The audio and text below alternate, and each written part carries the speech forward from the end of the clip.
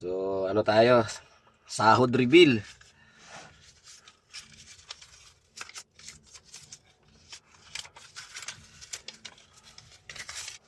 So, bali ang sahod ko nga pala guys sa isang cut-off, sa isang kinsenas.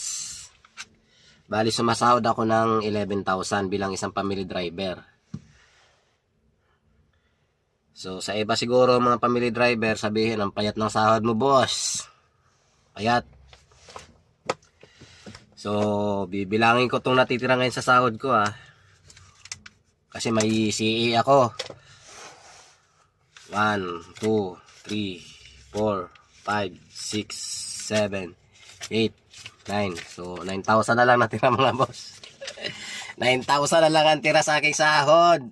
Kasi may CE ako na 1,000. Eh, di 10,000 dapat to.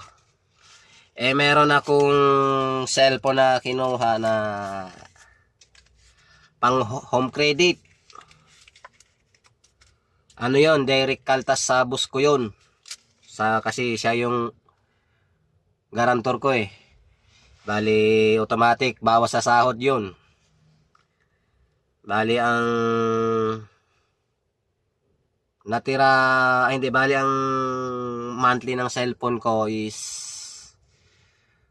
1,500 plus, ganun. So, hindi na binabawas ng boss ko yung butal. Kaya malinis, buo 1,000. So, bali,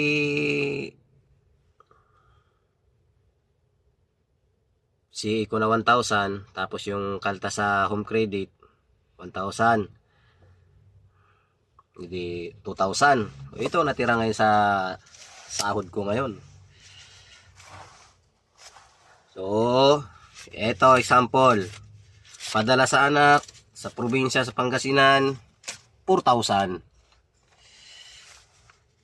Bayad sa bahay 2,000. Bayad sa kuryente tubig, siguro ang kuryente tubig ko nasa ano lang naman, 600. Mura lang naman yung ano namin, 600. Sama na po yung tubig kuryente. Ay, bukod ko muna yung ano, bayad sa bahay 2,000.